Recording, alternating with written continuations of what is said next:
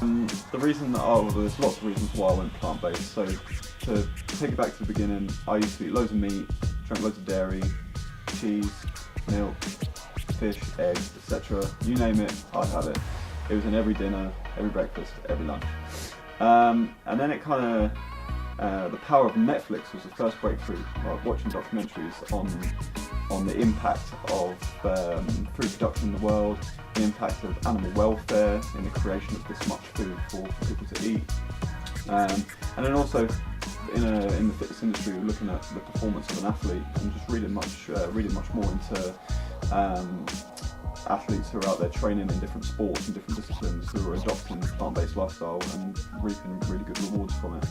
I think all those things kind of combined kind of motivated me to think maybe I should change the way that I eat, because maybe I can get better results if I change the way that I approach nutrition.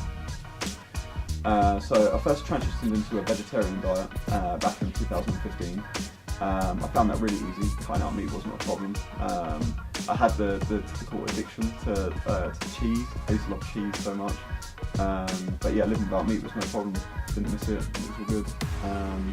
And I found even just great benefits from that. I was definitely felt like I had more energy. Weight control was a lot easier. Performance was better. More focus.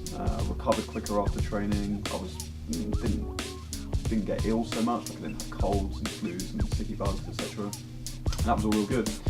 And then from 2015 to 2016, more reading. I guess I did more research, read some great articles, great books, things like the China Study, great journals, all pointing towards a plant-based lifestyle. And I'm really motivated to make sure that my body's in the best condition it can be, and also to have the best knowledge so that when I sit in front of people, I feel like I'm giving them the best possible advice that I can give them. So yeah, basically from 2015 to 2016, it seemed only right to make that transition from vegetarian eating to vegan eating. Yeah. So since obviously the transition from meat eating into vegetarianism and now into veganism, again from vegetarianism to veganism, we've had that boost in performance again. I can easily say now, considering I'm at the oldest I've ever been, in the best condition I've ever been, I have the highest level of fitness I've ever possessed, I'm in the best shape I've ever been in, I can train harder than I've ever trained, I recover quicker than ever. Basically I feel like a machine. I feel like I can keep going forever, and I feel awesome because of that. It gives me a real good level of confidence. Makes me feel pretty great about training, about exercise, about life, work, etc. Just makes you feel real positive about everything. So another common thing that we always get is people say, well, how can you do it? How can you be vegan? I love meat. I love the taste of meat.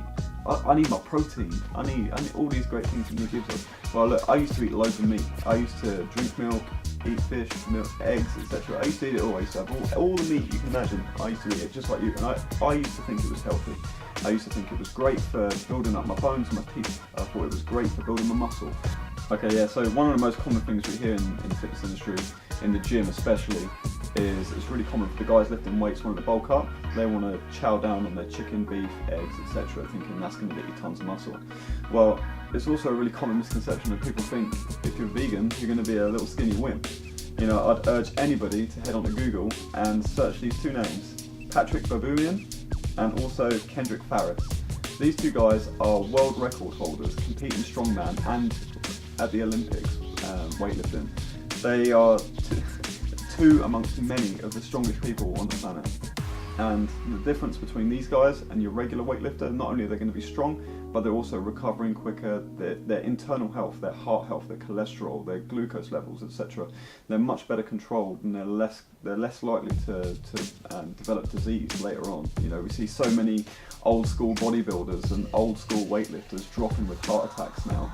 You know, it's really common news. Every week I think someone's dying of a form of cancer or heart disease, someone's developed diabetes, etc. Not these guys. These guys seem to be dodging it, and you have to look what's the difference, and the biggest difference is their diet. Well, for me, the move into taking on a vegan lifestyle, it's really easy to work out why when you break it down into three sections. One is my health, one is the world's health, and the other is the animal's health. So either way, it's all coming back to health. Chowing down on meat every day isn't healthy. the way we raise and kill animals and the way we do isn't healthy. And the impact on the globe is clearly not healthy, as you can see with what's being put into the press with global warming, carbon emissions, etc. So I think the single most powerful thing that anybody can do today is, at a bare minimum, reduce your animal product intake, and ideally you're going to remove it completely.